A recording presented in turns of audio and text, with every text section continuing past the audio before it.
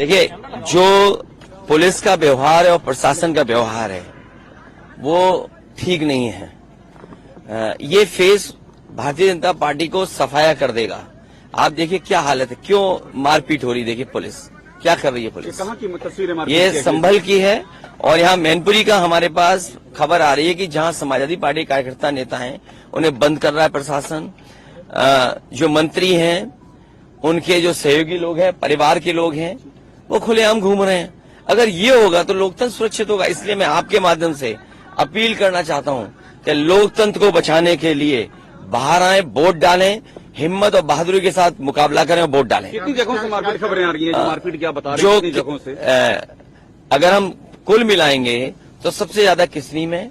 अभी जो सूचना मिली है, चेयरमैन हमारा करहेल का है, उसको बैठा लिया। किसनी में भारतीय जनता पार्टी के जो प्रत्याशी हैं उनके परिवार के लोग कह रहे हैं कि बेटा घूम रहा है, कोई कह रहा है कोई घूम रहा है।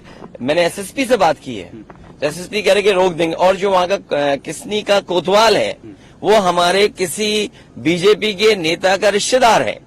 तो आप सोचिए, अगर लोकतंत्र को सुरक्षित रखने के लिए ये करेंगे तो जनता क्या करे। आपने चुनाव आयोग से शिकायत की अखिलेश जी इस बात की? जो मामला जो मैं आपके माध्यम से और हर स्तर पर शिकायत हो रही है। मुझे उम्मीद है कि इलेक्शन कमीशन ऐसे लोगों पे कार्रवाई करेगा, जो ऑब्जर्वर हैं वो कार्रवाई करेंगे। लोकतंत्र तभी तो सुरक्षित रहेगा जब वोट डालने का अधिकार और वोट डालने का मौका मिले। हम मौके पे कई हर बार ये कहा गया कि लोकतंत्र खतरे में है, आपके एक वोट के अधिकार को भी छीन लेगी। अगर ये पुलिस को आगे कर देंगे तो आपका अधिकार कहाँ बचा वोट डालने का। जयवीर सिंह कह रहे हैं कि जब आप विजिट कर रहे हैं उनके मंदिर साफ किए जा रहे हैं, आपको लगता है कि ये फ्रस्ट्रेटेड हैं, फ्रस्ट्रेट हो चुके हैं और फ्रस्ट्रेट इसलिए कि जनता इनका साथ नहीं दे रही है।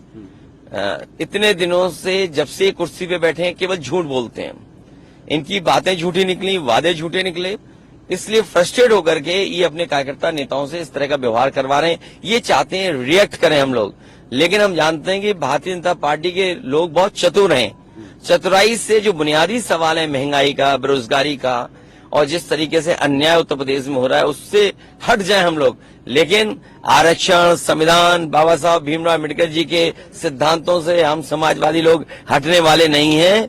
वो कितनी भी चतुराई दिखाएं, अंतर्गतवा हम लोग संविधान की लड़ाई लड़ेंगे। अखिलेश जी, जयवीर सिंह ने हमसे बात की, उन्होंने कहा कि मैं सिर्फ अखिलेश यादव, शिवपाल यादव के विधानसभा क्षेत्र में घूम रहा हूं, किसी माई के लाल में हिम्मत नहीं जो गुंडई कर ले, मैं सब गुंडई को रोक दूंगा। और ये लोग इस तरह से मतदान करवाते हैं गुंडई करके, ये आरोप लगा रहे हैं वो। मैं इसमें क्या कहूंगा, अरे कोई व्यक्ति खुद ही गुंडे की भाषा इस्तेमाल करता हो, जो भी सुना होगा आपके माध्यम से, और आपसे मैं उम्मीद करता हूं कि आप सच बोलेंगे गुंडा कौन है। मुझे उम्मीद है कि आप अपने चैनल के माध्यम से ये तो बताओगे कि गुंडा कौन है। सरकार में रहकर के जो लोग गुंडे कर रहे हैं वो असली गुंडे हैं क्या? विपक्ष के लोग जो केवल अपने अधिकार को, वोट डालने के अधिकार को पूरा डालना चाहते हैं वोट, तो चुनाव आयोग के रहते हुए सब गुंडई चल रही है, आप ये हमें उम्मीद है कि इलेक्शन कमीशन, ये जो आपसे बातचीत हुई है मंत्री जी की या बीजेपी के नेताओं की, उनके कान आंख तक पहुंचे होगी, शायद वो न्याय दिलाएं। ये बातें जो उन्होंने कही आपत्तिजनक हैं, आपको लगता है ये भाषा की जो आप बात कर रहे हैं और जो आरोप वो लगा रहे हैं? अरे बीजेपी के एक नेता की भाषा खराब नहीं, न जाने कितने नेताओं की कैसी भाषा है और व्यवहार कैसा है। भाषा और व्यवहार आप सब जानते हो। अगर मैं तुम्हें छू लूं तो तुम्हें नहाना पड़ेगा। मैं तो नहा के आया हूँ और फिर छू लिया मैंने। नहीं तो भी नहीं नहाऊंगा मैं। नहीं नहाओगे तो तुम समाजवादी हो। ये तो मुद्दे क्यों बन रहे हैं? ये मुद्दे इसलिए बन रहे हैं क्योंकि वो किसानों की आय दो नहीं कर पाए और 1 लाख किसान ने आत्महत्या कर ली। काले कानून लाए थे, 1000 किसान शहीद हो गया। यहाँ पे थार चढ़ाई, इतनी परीक्षाएं के पेपर लीक हो गए, उनका जवाब नहीं है ना। नौजवान खड़ा हुआ वोट डाला है सरकार के खिलाफ। आप बताइए, इस सरकार ने तीसरे फेज का चुनाव हो चुका है, क्या पेपर लीक के बारे में कुछ कहा है या नौजवानों को नौकरी रोजगार देने की बात कही? तो इसलिए जानबूझकर वो ध्यान हटाना चाहते हैं।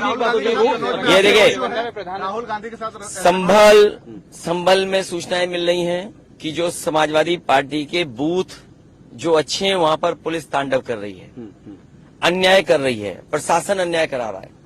इसी तरह किसनी से शिकायतें आ रही हैं, आपके करहेल से शिकायतें आ रही थी और मैनपुरी की तैयारी है शहर में कि बूथ लूटे जाएंगे। बूथ लूटने की तैयारी आप ये कह रहे हैं? बीजेपी के लोगों ने पिछले चुनाव में भी बूथ लूटा थे, तब भी बुरा हारे थे। ये फिर बूथ लूटने की तैयारी कर रहे हैं। और मैं आपसे कह रहा हूं, आप भी अपना 4-5 बजे के बाद मैनपुरी पहुंच जाना। बीजेपी के लोग बूथ लूटने की तैयारी कर रहे हैं। इन्फॉर्मेशन है इस बात की? मतलब आपके पास वो indication पिछली बार भी उनका व्यवहार ऐसा था। सोचिए, पिछली बार भी जिनका व्यवहार ऐसा ही हो, वो इस बार भी वही व्यवहार करेंगे। हमसे जुड़े रहने के लिए हमारे YouTube चैनल को सब्सक्राइब करें और नई वीडियो की नोटिफिकेशन के लिए बेल आइकॉन को दबाएं। अगर आप ये वीडियो Facebook पर देख रहे हैं तो लाइक जरूर करें और ज्यादा से ज्यादा शेयर करें। धन्यवाद।